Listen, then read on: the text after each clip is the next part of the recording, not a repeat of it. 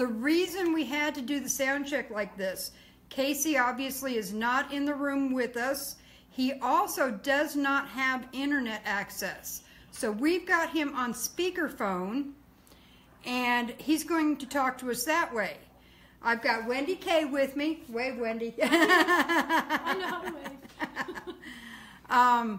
And Casey has agreed to talk to us about anything that you all have questions about. And we're going to start by letting him talk to us about Camp Lone Star, when that took place, how he got there. And if at any point you all have trouble with the sound, I want you to jump in and say so. Wendy and I each have the chat room up, so we'll be following this. Thank you all. Okay, Casey, tell us all about your involvement with Camp Lone Star, how you got there and what you did. I started out in June with Operation Secure Our Border, and it was in Bar Army, and we were taking road trips all along the border from El Paso, Eagle Pass, Del Rio, Laredo, and we were just basically doing day trips, but we weren't able to be very effective. We were just able to see, kind of get a feel for what was going on. In August is when I went to Camp Lone Star. Camp Lone Star was on a guy named Rusty Monsi's property. He owns property that goes all the way to the What river. date was this? What year? And that's where Camp Lone Star started, 2014. 2014, okay. And how many of you were down there roughly, just an estimate? When I first got to Camp Lone Star, there was probably about 6 or 7 guys. Okay. Now, you had some people giving you a hard time down there, telling you that you wouldn't be effective and you wouldn't make a difference down there. And you told me once that there were 3 big complaints that they had. Do you want to repeat those and tell everybody about them? Yeah, the 3 things that they said why we would not be effective and that we were in danger is because, one, we didn't have law enforcement training to be able to know how to deter illegal immigration and illegal narcotics trafficking. Number 2, they said that we weren't law enforcement and trained with firearms like them, so we would be a danger to the Border Patrol. And the 3rd thing was they said that we did not have any power to arrest or detain anybody because we were civilians. Okay. So Now, we proved all 3 wrong. tell everyone how you proved them wrong. Well, the way we stopped illegal immigration is basically like a childhood game. Red Rover. Ain't nobody coming over. And we would sit up in the corners of the river, river winds. So we would set people in the corner where they could watch 2 lanes, and we'd set them out there with radios. And then we had roving patrols. And when the illegals started to stack up, because they don't come across one at a time, they come across from anywhere from 5 to 20. So when the guys, the observation guys would see them, they would radio back and say, hey, we got them stacking up. Well, we would flood the area, and the Texas elevation on the border is higher than the Mexico side. So by the time they got stripped down, ready to cross, typically, they would look up on the Texas side and they'd see a line of men in military uniforms, camouflage, holding long arms, and they decided that, nah, we probably don't want to do this. So they would put their clothes back on and go back into the brush. We also, because of the roving patrols, and we would go out and we scouted the entire area, so we knew where they were crossing. So they crossed basically at certain times, and we would just make sure that we were there in the areas to make sure that if we missed them with one of the OP guys, that we'd catch them, and as soon as we saw them, we would run towards them on a mule, or we had a Chief Cherokee, and we would go at them, and they would see us coming, and they would turn around and run and jump back into the river. There's several videos that are on YouTube that shows exactly what we did. If you go to YouTube and you search for KC space Nunya, Nonea, you'll see my videos from us detaining illegals, us chasing them back across the river, our patrols, my encounter with the Border Patrol. And I've got more videos that I didn't put up before because I didn't want to get these Border Patrol. You know, the Border Patrol, there's probably, in the Brownsville area, they're probably 60 to 70% corrupt. There's 20 or 30% maybe that are good men that are there to really do their job, but the majority of them are corrupt. Anyway, so I didn't want to jeopardize those agents at the time, so I never put the videos up, them telling us what a great job we were doing about the corruption in the Border Patrol. I'm going to put all those videos up now, though. I hope you do, and I hope you let me know so I can share those videos with you. I will. As soon as I get where I have access to my computer and the internet again, they will be uploaded. I've got audio from a phone call between me and Border Patrol Agent Hogler, where he says what a wonderful job we were doing and that the Border Patrol and the government was screwing us. That was after my arrest. So we proved that we could stop the illegal immigration. We shut down 4 miles of the Texas-Mexico border in Brownsville. The second thing was they said that we didn't have firearms training, so we would be a danger to the Border Patrol. Well, as it turned out, August 29, 2014, they shot at us unprovoked, and they shot 5 times at my teammate, John Forrester, a.k.a. Jesus, and missed him with all 5 shots from about 30 feet away. So they were the ones that had problems with firearms discipline, not us. We never discharged a firearm at anyone at any time. Our firearms were strictly for protection because we were basically, beside the government cartel, we were facing the Gulf cartel, which is one of the most notorious and heinous and dangerous cartels in Mexico. And so that's why we were armed, was for our own protection, because if you go down there and you try to get in their way, you'll wind up getting kidnapped and taken across the river, chopped into little pieces while you're still alive, and then they'll dispose of your body in acid. So we didn't want to take that chance. The third thing was they said that we did not have powers of arrest. Well, I'm not sure about other states, but here in Texas, we have what's called a citizen's arrest.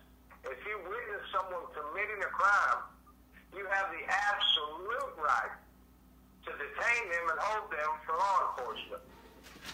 We were told very clearly that if we detained someone and moved them as much as 10 feet, that they would put us in prison for kidnapping. So we didn't ever move them. When we caught them, we held them right there and called Border Patrol to come pick them up.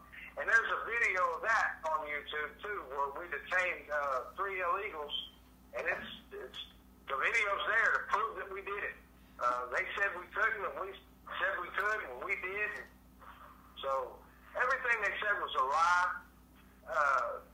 The government, all they want to do is perpetuate their money. The Border Patrol and the agents are some of the most corrupt, crooked people I've ever met in my life.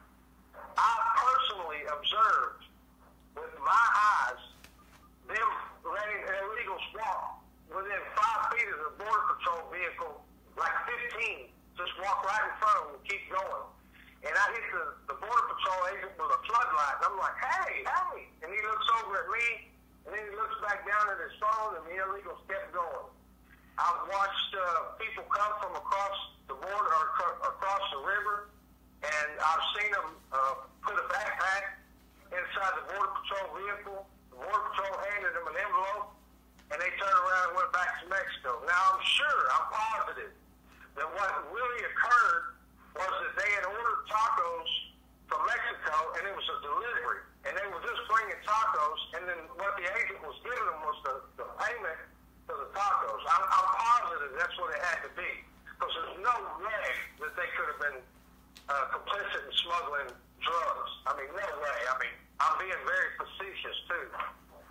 Right, but it's still a big problem. There is a caravan of about 400 illegals that are trying to get through Tijuana into San Diego today. Have you heard about it? I heard about it, but I thought that Trump had made Mexico understand that if they came across that there would be issues between the U.S. and Mexico, and I was under the impression that they had turned back. I didn't know that they were still coming. But San Diego is an open port. I mean, there's no river over there. It's just dry land.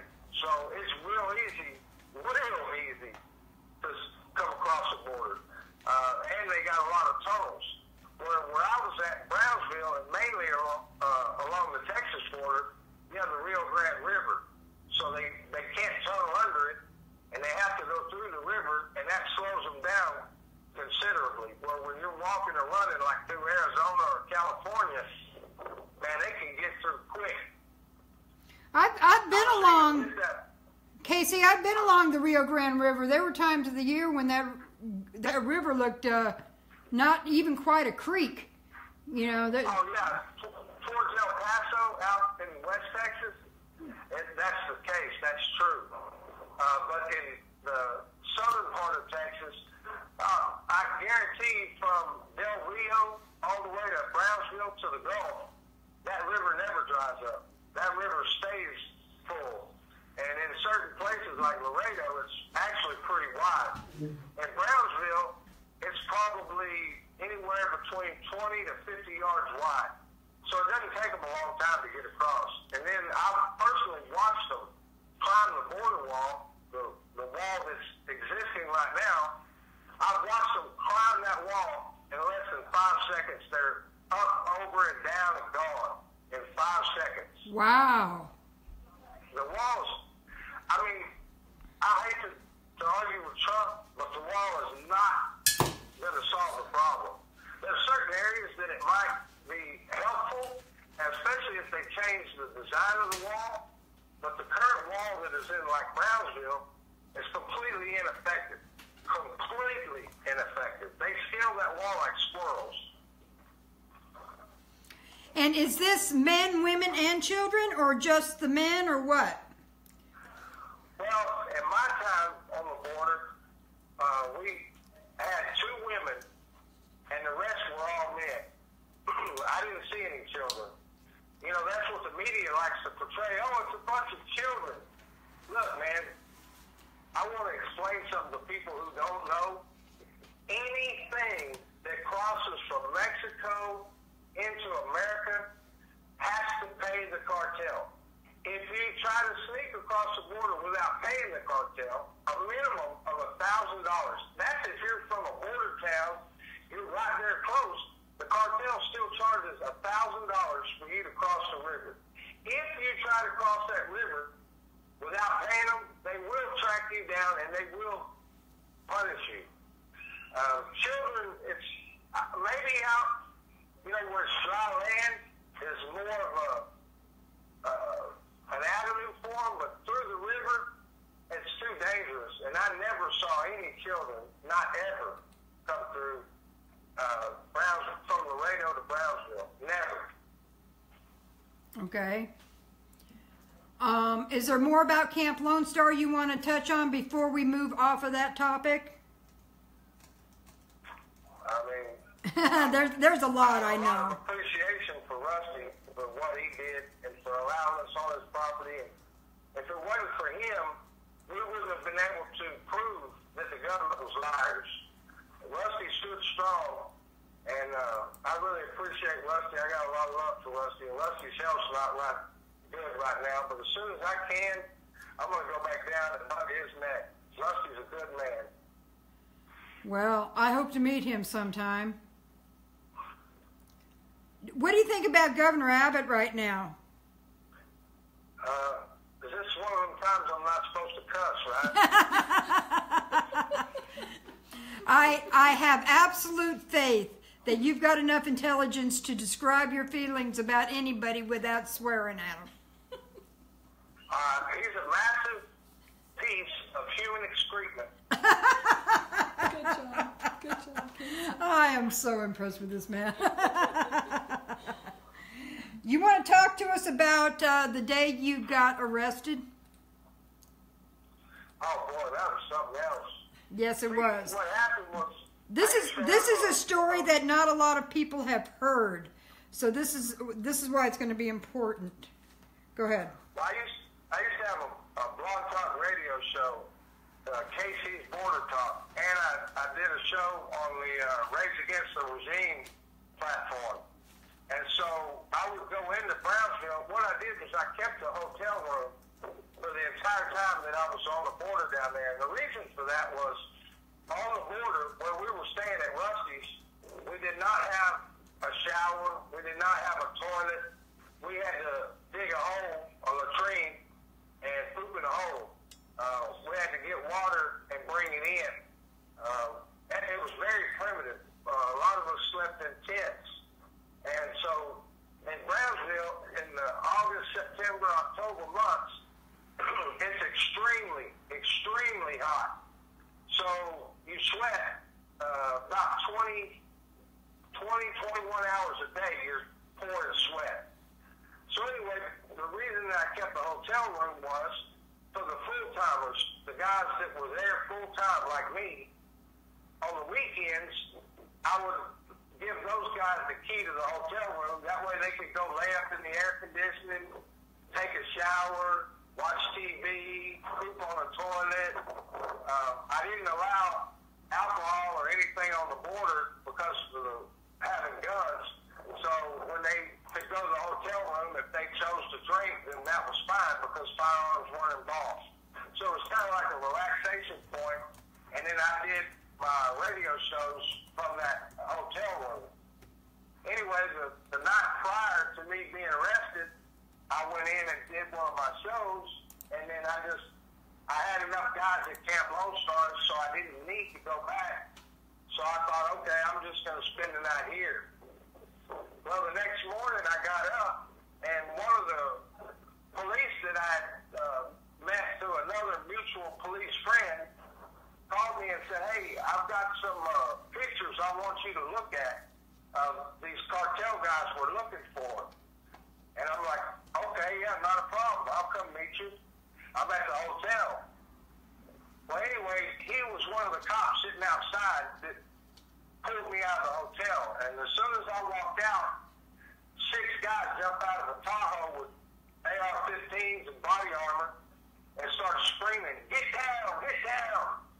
And my first reaction was, what the F? And then, you know, because there's no way they could be there for me. I'm thinking there's somebody behind me, they're fixing to shoot. So then I start hearing them yelling on the right side of me. So I look over, and here's another 6 or 7 guys coming at me with body armor and AR-15s. And I'm like, what the F? And then I hear them to the left side of me. So I turn to the left, and here's another 6 or 7 guys coming at me. Body armor, AR-15s. And they're all screaming at me, get down, get down. And by now, it's like, oh, shit, they're talking to me. And right about then, boom, I get hit from the back and knocked down. And they swarmed me like bees. And the first thing they did was, you got a gun? You got a gun? I said, yeah, I got a gun in my pocket. Well, they quickly cuffed me and removed the gun from my pocket. And then I'm like, what's going on here? What is the deal? Because at the time, I had no idea there was any way that I had violated any law. And I really, to this day, if you read the law, if you know the intent of the law, if you know the authority of the government, they had no authority, jurisdiction, and the law didn't apply to me. But anyway, so they put me in a squad car, and I'm looking at all, man, there's like, by now, there's like 30 of them all around the parking lot, milling around. I mean, it was crazy. And I asked the deputy sheriff, I said, what am I in trouble for? What am I arrested?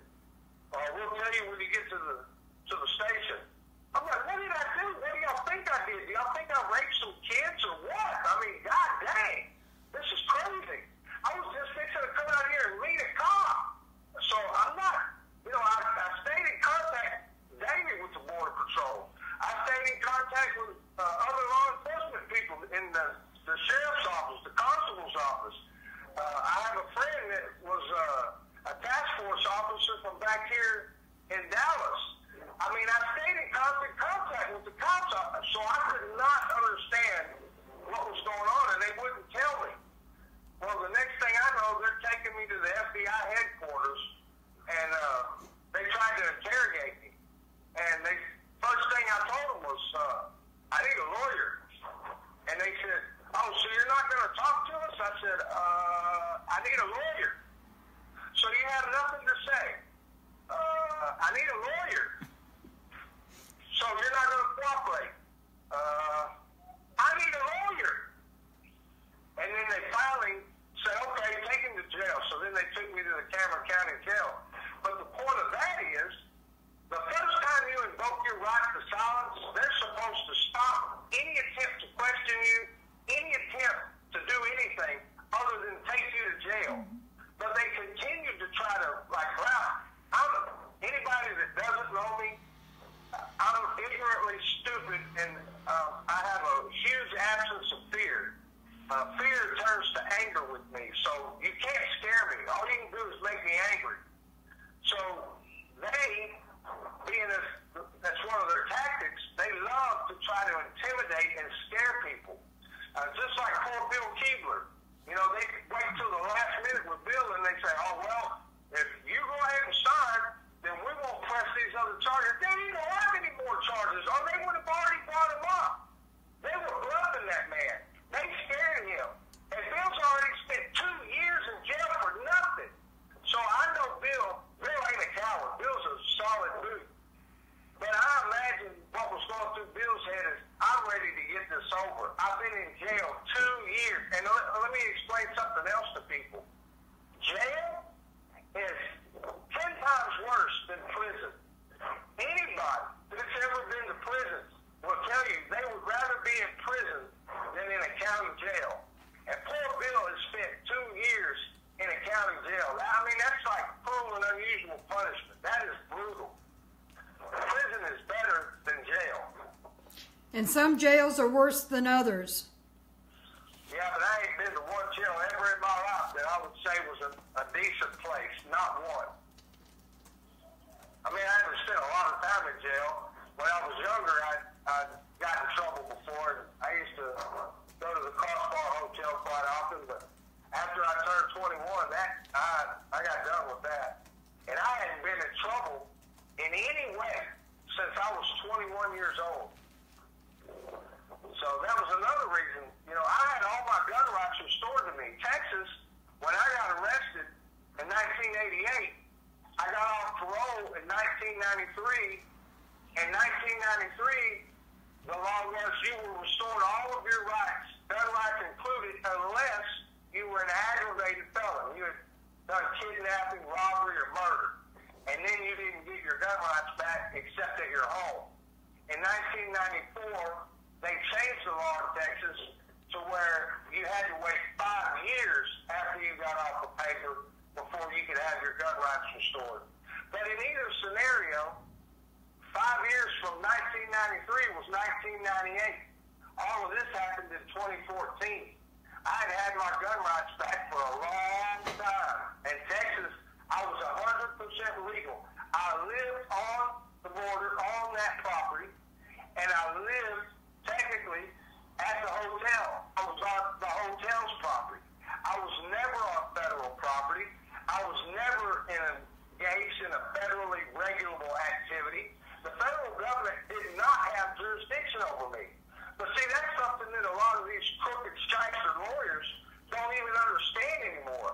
Everybody wants to say that, oh, the feds can do what they want. They have superseding powers. No, they don't. Read the Constitution. They have superseding powers on the powers that were granted to them in the Constitution. That's it. Everything else, the 10th Amendment, is to remain with the state and the people. So the state had jurisdiction over me. The state's laws had authority over what my activity and conduct was, not the federal government. And that's another reason why I say that Greg Abbott is a huge piece of human excrement, because I met with Greg Abbott. There's pictures of me shaking his hands. We sat down and talked about what was going on the border and what we were doing. And he was supportive of me. Oh, yeah, we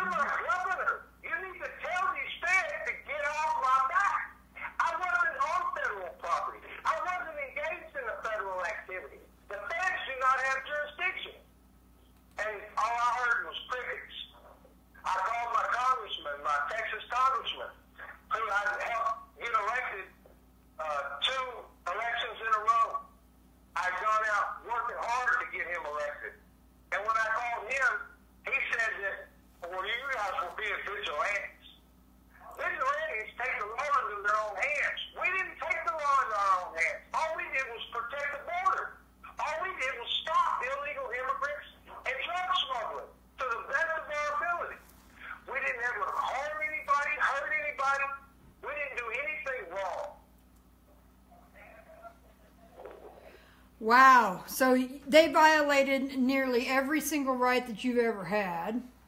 Yeah, and I fully intend to put a lawsuit against the federal government. That's going to be something else that I have to do when I get out of here, is get with a lawyer. And I'm going to sue them for violating my rights. The shyster lawyer that I had that represented me in Brownsville, his name's Louis Sorolla. He's a government sellout and a cokehead. He would come to see me, and I've been around, I'm a biker, so I've been around people that partake in drugs. So if I see you and you're high, I know you're high. And depending on your actions, I can tell pretty much what kind of drug you're high on. So Lewis was a cokehead, and I even fronted him out. His wife is a JP. And I told Lewis, and see, there was guys that I was locked up in jail with that said they had bought drugs from Lewis, and that Lewis was a whoremonger and all this, and I fronted him out about it. And that's when he decided to try to do a better job at defending me, because he didn't want me to spread the information that I had.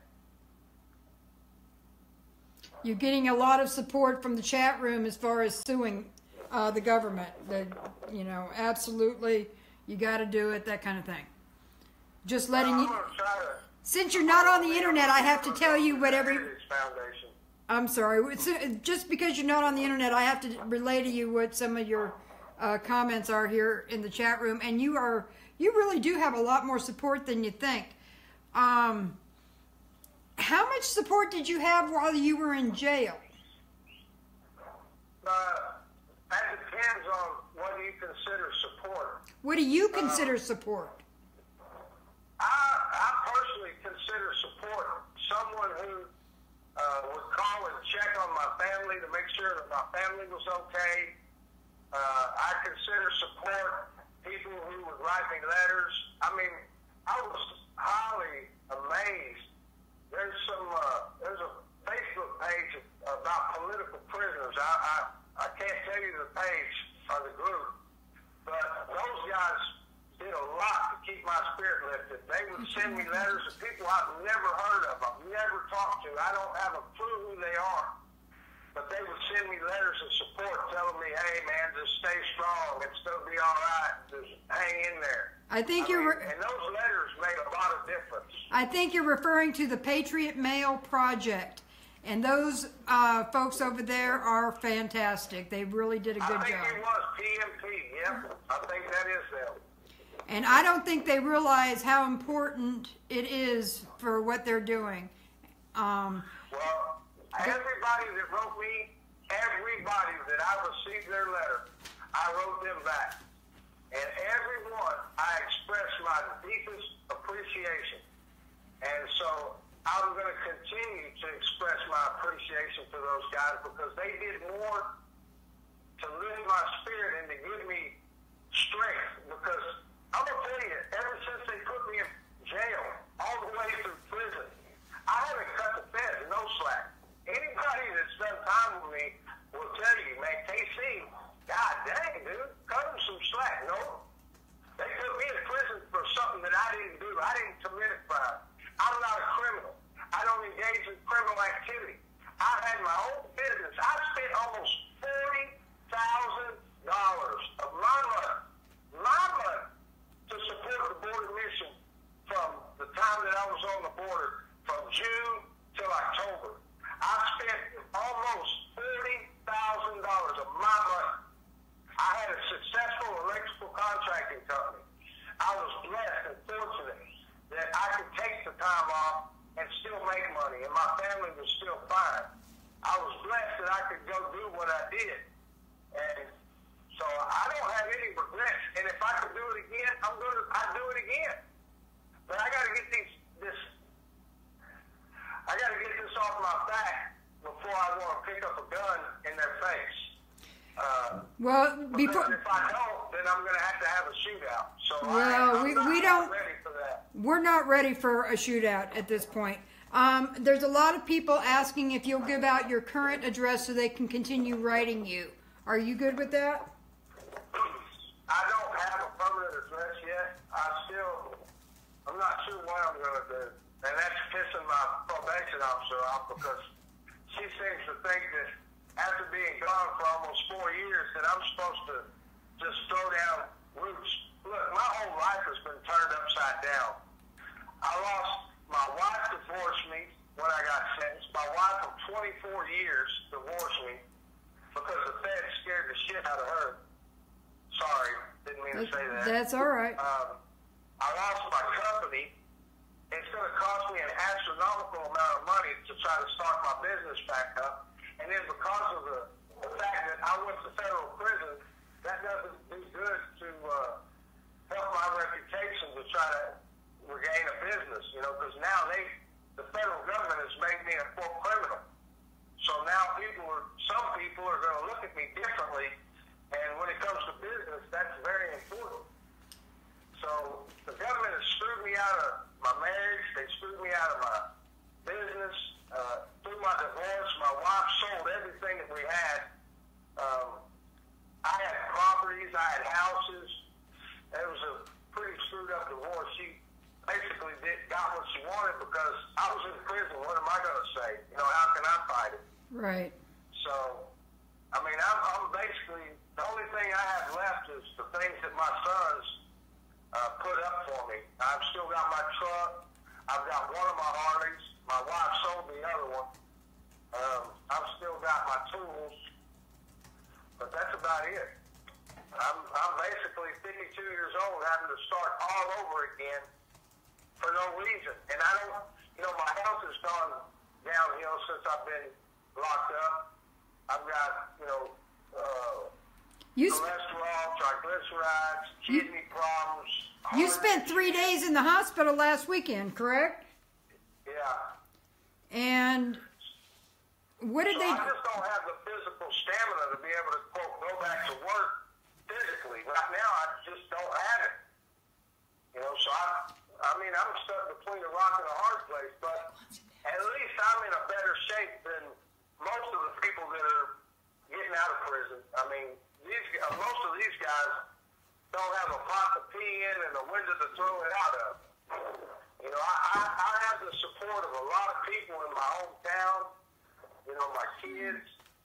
But see, I refuse to live with anybody because the federal government, since they're, in federal prison, whenever you go to federal court, they give you prison and probation. Where if you go to state court, you either get prison or probation. But the feds are nice enough, they give it to you on both sides.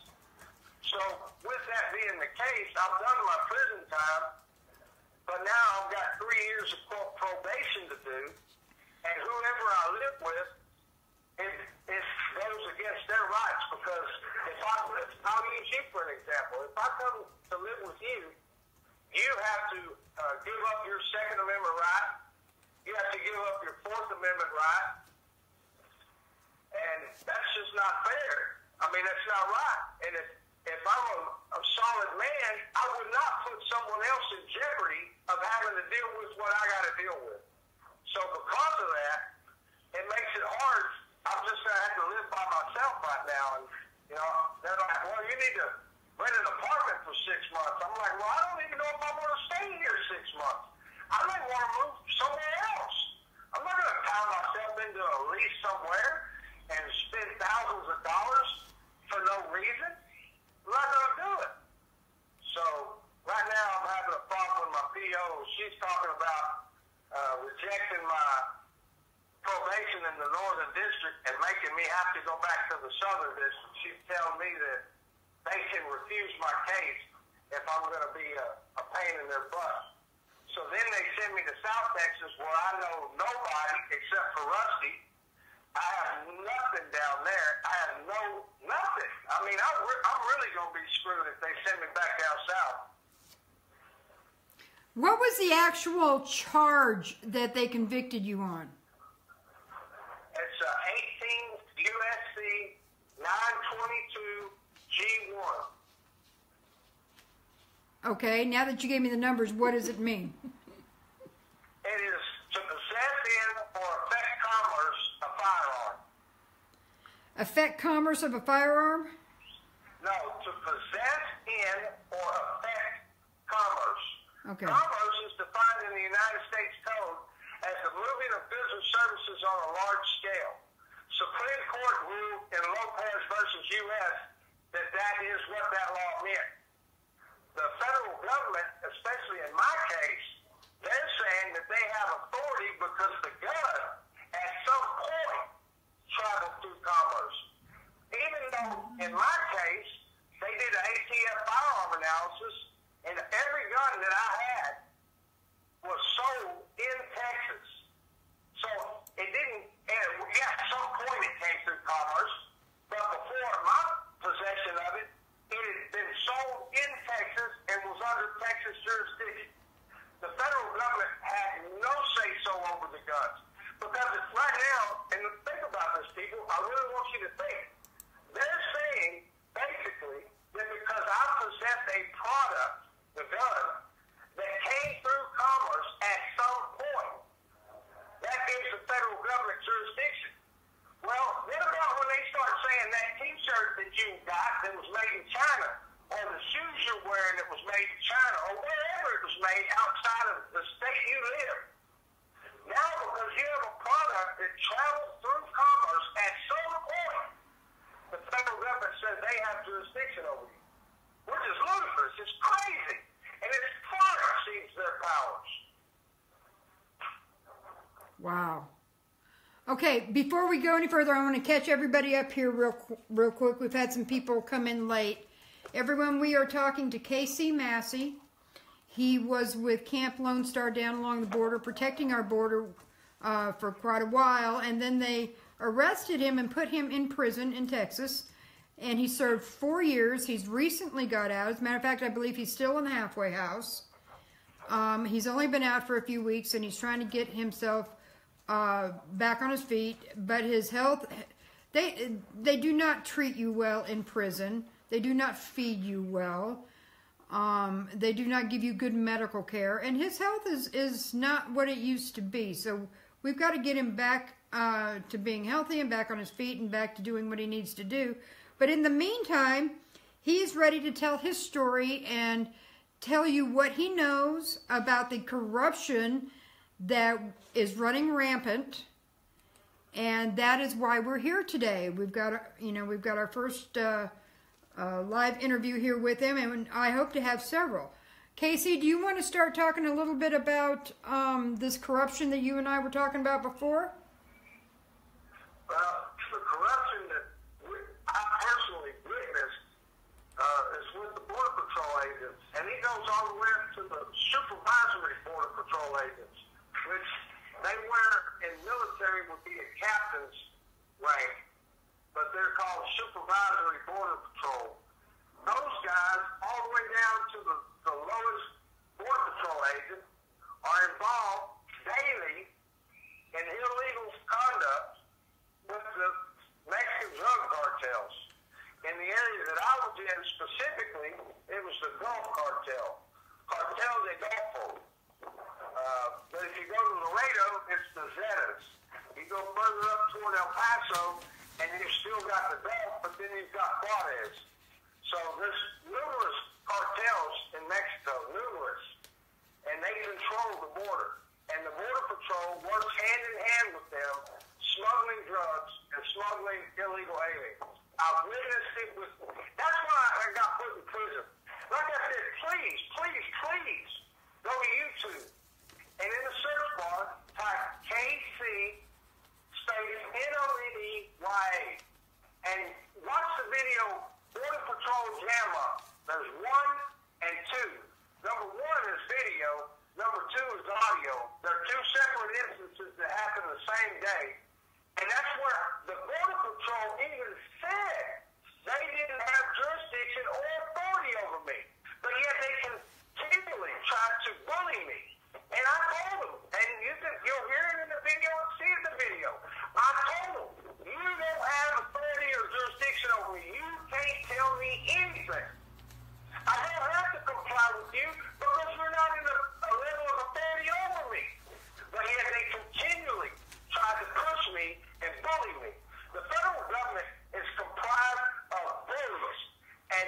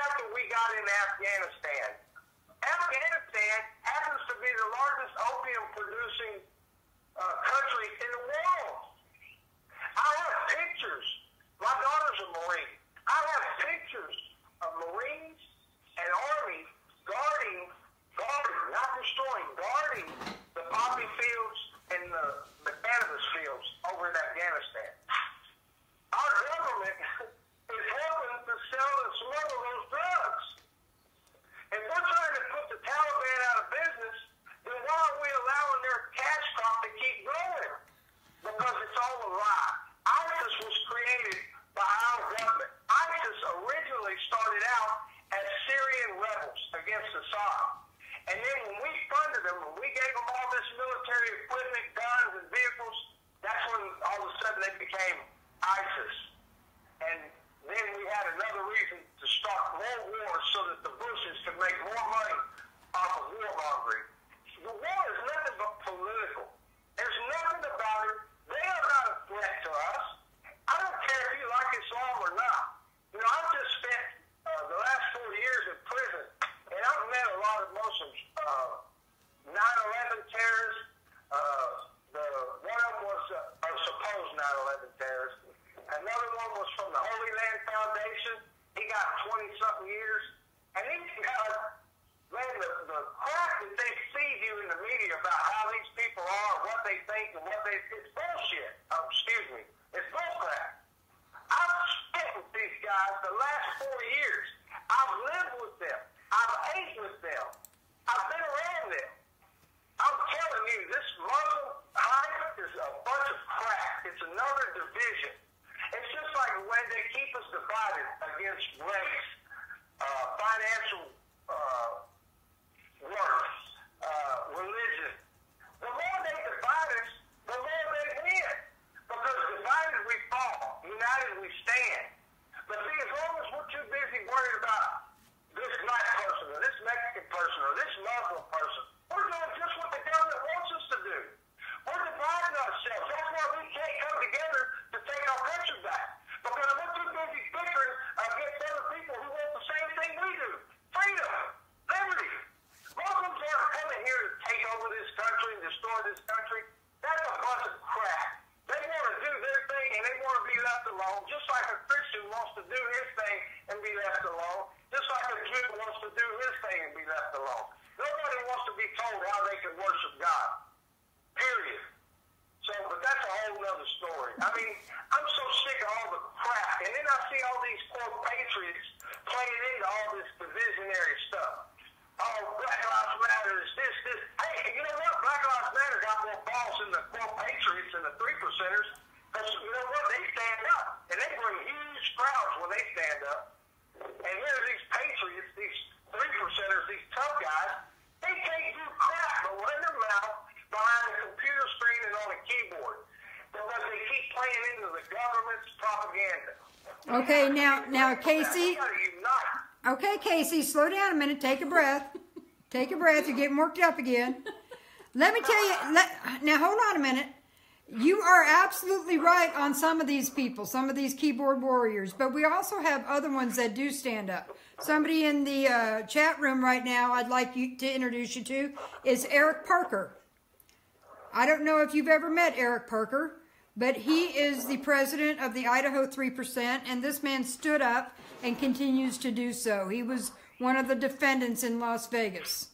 Now, look, don't misunderstand what I said. I'm not saying nobody, but there's just like him, just like me, the few of us that are standing up, even the Bundy and the guys that went to the Bundy Ranch, that is a very minimal number compared to the guys that sit on Facebook every day running their mouth talking about how patriotic they are, how much they love this country, and they love the Constitution, and they love the Bill of Rights. But yet they don't sit up and run their mouth. That's right. So yes, there are people that stand up, and I salute each and every one of them. I'll shake their hand, I'll hug their neck. You know, those people like me have stood up. Can't nobody take that from me. I've done 4 years in prison for standing up. Well, you're absolutely right. We do have some really great patriots, and I'm going to tell you who else in the chat room in a minute. But you're absolutely right. If somebody's spouting off their patriotism, but you'll never see their face because they don't get away from their keyboard, yeah, they're the ones we have a problem with. Hey, let me tell you, we got Greg Whalen in the chat room. He wants me to pass his phone number on to you later so you two can chat. We also... He's been on my Facebook for a while. Yeah, he's a great guy. Let me tell you who else is in the chat room. We got the Hammer family. Oh, that's my family right there. That's right. My brother of another mother and my sister of another mister. The Hammers those are some rock solid, those are some solid patriots too. Those are diehard people.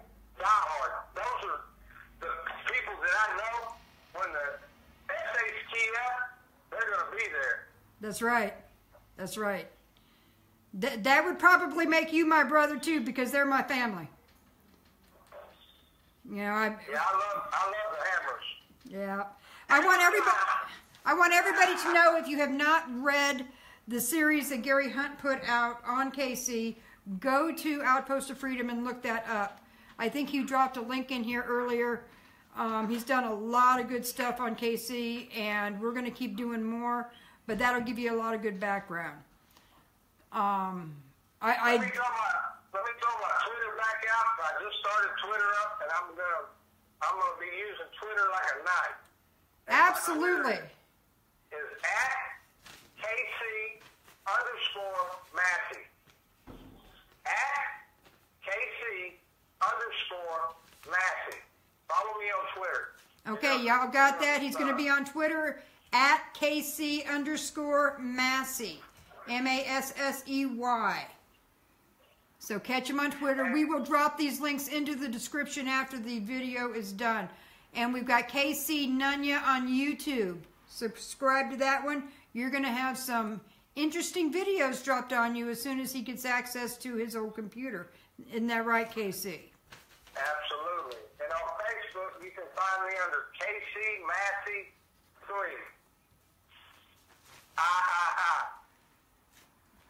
Got that? KC Massey 3. I. Okay. I think we've got all of those up. We've got a lot. Casey has got a lot more to say. It's just that we can't do it all in one day. We're going to try and do more interviews with him. We've held him almost an hour here. And he's just been a real champ, you know, being kind to us and bearing with us on these interviews. And he has a lot more to say, and we want him to say it. And we want to give him the venue to say it. So we want y'all to stay tuned, because we will be doing more. I'm going to give him a few more minutes, and then we're going to give him a break. Yeah, does that sound all right, KC? Fine with me. Whatever you want. I'm here to serve. You have always been there to serve. You have always been there for your fellow man and for your fellow American. I believe firmly in the American way. I believe in the American Constitution. You know, since I've been in prison, I've had 4 grandkids. I currently have 5 grandkids. I'm fixing to have the 6th one. I mean, my kids are my world. I love my children. I love my grandbabies. And I would be a piece of crap if I didn't stand up for them so that they don't have to fight and die. I would rather be the one to fight and die to save my family, to save my fellow Americans that have the cojones to stand with me. You ask anybody that was with me on the border, anybody, and they'll tell you, I was the leader of Camp Lone Star, but whenever it came to who went down to the dark tunnel first, it was always me. I lead from the front. I don't lead from behind. I don't bark orders and send people on missions that I won't do myself. And the same in my company. You ask anybody that ever worked for me, and they'll tell you, KC can outwork any of us. And I don't mess around. I work. I'm not lazy. I'm not a coward. And I believe in doing what I would want somebody else, or what I would ask somebody else to do. I'll do it first. That way you can't say, oh, you're just doing it because you won't do it. No, I'll do it. And I've always led that way. And I will continue to lead that way. Well, we've got a lot of people wanting to give you virtual hugs. They like to give you real hugs, but they've got to do the virtual hugs here. A lot of people down in Texas. So if you need some help down in Texas, I think we can get you some help down there. Do you have a place lined up when you're done with the halfway house? Right now, all I have is an RV that I'm trying to get it put in an RV park, but she's acting like I can't do that, so I might have to park it at a friend's house. He lives in the country, and he's got a piece of land where I can hook the RV up, and that way I'm independent. I'm not in anybody's house. The government can't come to their house and deprive them of their rights because of me. And that's the only way I'll have it. There's no way. I mean, I love a lot of people have offered to help me and to allow me to come into their home. My children, other patriots and good people. But I cannot do that. I cannot deprive someone else of their rights because the government's jacking with me. If they're going to jack with me, they're going to face me. I'm going to deal with them. I'm not going to let them do somebody else wrong like they've done me. So I appreciate anybody that's trying to help, but right now, this is a battle that I continue to have to wage on my own. Well, you got a lot of love coming to you from Facebook. We want to make sure you'll come back and tell us more of your story and tell us more about the important stuff that people don't know yet, that they need to know. One thing. Oh. Yeah, Hold on.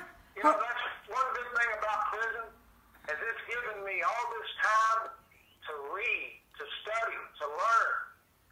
You would be amazed at how bad they've screwed us. And they just give you a little taster so that you people understand. This country went from a de jure government to a de facto government in 1860. And what that means is de jure means a legal, lawful government. De facto means taken over by people who aren't legal and lawful. And Abraham Lincoln was the first president of the de facto United States of America. And everybody that praises Abraham Lincoln and what a great guy he was a piece of trash. And you're reading the revisionist history of who he was. And I can go into detail on that. We'll say that for another time. But anybody that praises Abraham Lincoln, you're ignorant of the facts.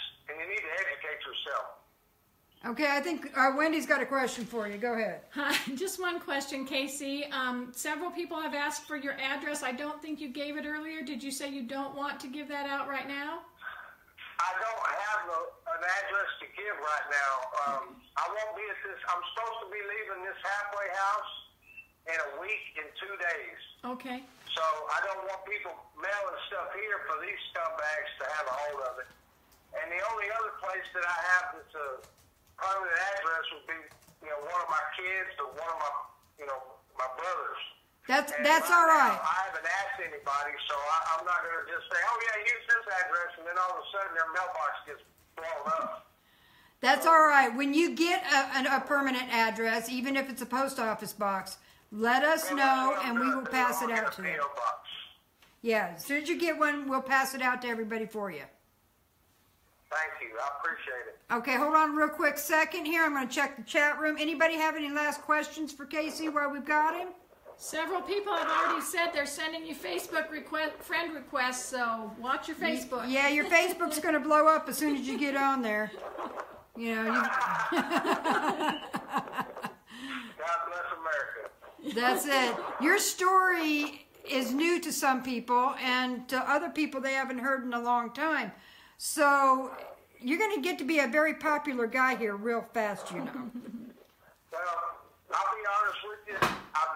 I don't seek notoriety. I don't seek fame.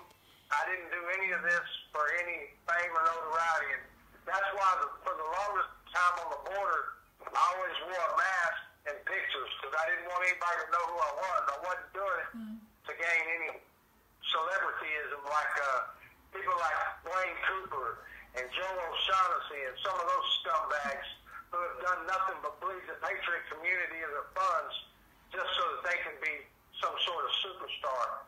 I don't like that. I'm opposed to that. I appreciate the support. I appreciate people's interest. I appreciate, people trying to look out for me. But I'm not one of the kind of guys that likes attention. I like to just, I don't. I'll be honest with you. I don't think it's notoriety and such like that they're going to be, wanting from you. They're not trying to build you up to be more than you are. The fact is that you tell it like it is. You don't hold back any punches. You're going to tell the truth as you know it to be, and you're not going to lie to them. And that's what they need right now. That's what they need to hear. They need to hear the truth. They don't have to agree with you on every subject, but they need to hear your story and hear what happened. You know? Well, I can tell you this. Anything that I tell you about, I know authoritatively. I never, ever speak on something that I don't know or I'm not sure of. So anytime that I say something, you can go look it up in the history books and find out that I am 100% accurate. Now, there may be facts that people are unaware of. They may be facts that are contrary to what they were told in government-run indoctrination centers, a.k.a. schools. But the reference material is out there. The information, the truth is out there. You just have to dig for it. And see, that's the blessing that I've had for 4 years, is I've had that availability. And I've had people like the Hammers who have sent me books and helped me to educate myself. The federal government, they have a huge, huge library for the inmates. So I've got to read and learn all kind of stuff that I bet they wished I didn't know. Well, we cannot thank you enough for everything that you did, and you lost so much because of it that we want to be there for you if we can be. So we're going to connect everybody to you on the internet. When you get your internet, you'll have people on Twitter, on Facebook, and on your YouTube channel waiting to hear more from you. And we're going to have you back on Readout News to tell us more about what's going on. You're going to tell us more about the prison corruption. You're going to tell us more about government corruption. You're going to tell us more about what we need to be doing and getting ready for. Does that sound like a deal there, Casey? Sounds good. I have a couple of requests I'd like to make. Absolutely. I would really appreciate you guys, if you guys would get Bill Keebler's address and write him and tell him how much you appreciate him. Bill Keebler is a stand-up man. And here's another thing about the charge against him. The government says that Bill Keebler asked somebody to build a bomb for him. In case any of you guys don't know Bill Keebler can make a bomb out of bubble gum, voodoo, and toilet paper. The dude don't need no help. He's a trained special forces guy. Bill Keebler would not ever ask somebody to do something like that. That was a complete setup. They set him up, and they're destroying his life, and his health has gone downhill too. But Bill Keebler is a true American patriot. And anybody, if you please get his address from Irene and write him and tell him, hey man, we're thinking of you. Show him the support that people have shown me. And another thing is, I want to take my hat off and I want to salute LeBoy Finicum. That's another man who gave all, standing up for this country. And he was murdered by the federal government. And my hat's off to him and his family. And if I could ever do anything for them, please let them know that I'll be more than willing to do anything. I'll run through hell in gasoline underwear if I have to. Yeah, I still cry about LeVoy. You do know what happened to Bill this week, right? I did tell you about that, didn't I?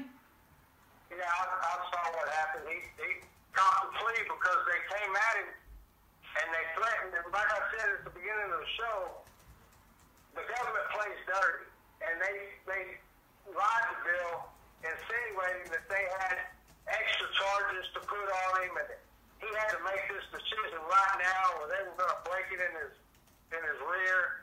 And Bill has already spent 2 years in jail. And so Bill, I know Bill just wants to get this over with. He's tired of fighting. He could have won a trial, but he's beat up mentally. I guarantee you, the only reason Bill gave in is because they have beat him down mentally, and he's just wanting to get it over with. He's tired of the torture, because a county jail is torture. So Bill is a solid stand-up man, and I got his back, his six, any day. Bill is a good man, and I've been talking with him too, and we're going to try and get his story out. I think Bill may want to wait until after his sentencing to get most of his story out. That which would is be a good idea, because what they did on my sentencing, because I went to trial, I wouldn't accept their plea bargain. They tried to give me a 5-year plea bargain, and I told them to kiss my wife's side, and so we went to trial, and found me guilty because of my shyster lawyer wouldn't do what I asked him to do. Irregardless, when I went for sentencing, they tried to use Gary Hunt and other Patriot statements against me to give me 10 years. And the only thing that stopped me from getting a 10-year sentence was Judge Andrew Hannon, because they were trying to really break it off in my rear. And, I mean, I really don't have a lot good to say about the judge, but I have to give him what he's due. And if it wasn't for him, I would have got 10 years. Wow. Casey, do you know anything about Charles Dyer? Yes, I do. Charles Dyer was my motivation and my inspiration to get involved. Charles Dyer is the 4th of July Patriot. Charles Dyer is the main reason that I became active in the Patriot community and movement was Charles Dyer. And Charles Dyer suffered a huge injustice. I mean, huge. Oh, man. That's another story. But, yes, I know Charles Dyer, and I support Charles Dyer 100%. Well, we're going to have a lot of discussions on some of these good patriots, and you're going to tell us some more about them. But we have kept you on for over an hour now, and that's going to be hard on you and hard on everybody else when we start going this long. So what we'll do is we will schedule out some more interviews, and we will just keep going until you're done talking. Does that sound good to you? Neither one of us are going to live that long. That's why I like you, Casey. You and I are both the same. We can just keep going. We're like Energizer bunnies. Yeah. Okay. Don't go away, Casey. I'm going to end the live stream, and then I'm going to give you some phone numbers of people who want to touch base with you when you're ready. So don't go away while I end this out. All right. All right, everyone. That's been Casey Massey. He was a great patriot down at Camp Lone Star. He's now out of prison. He is still in the halfway house, so he's very new out of prison. We have contact information for you to get in contact with him if you choose. We will put that in the description after this ends. But he's on Facebook, he's on Twitter, he's on YouTube. He's going to be dropping some truth bombs for everybody. We're going to have him back on Readout News to talk to us some more. Anybody who wants to touch base with him, like I say, send him a friend request on Facebook. As he gets his internet, he will contact you, I'm sure. If you want him to have a phone number, please send it in a private message. Don't post it in the chat room. I don't mind passing it on to him, but I don't want to send it publicly across the chat room. Let me see. Did I get everybody's questions taken care of? I think I did, but I'm not 100% sure. Texas says hi. I got that. That must have come from Cynthia. She's terrific. Did I miss anything, Wendy? Are we good? I think we're good. Okay, everybody. We will let you know when we will have Casey back. Oh, one thing. Oh, Sorry, one thing. Bill Keebler's address is on the Bill Keebler support page on Facebook. Yes. So you can get his address. It has to be just a postcard, a pre-stamped postcard from the post office is all they accept there, apparently. That is all they're accepting at this point. Once he gets sentenced and moved, and then those requirements will change. But he does not get sentenced until July 9th. That is his scheduled date, and that's like 3 p.m. And honestly, if anybody's anywhere near the Salt Lake area on July 9th, please come give him some support. It was very sad to see his courtroom as empty as it was on the other day during his hearing. It was very sad. We want to build that one up and show him that he has not been forgotten.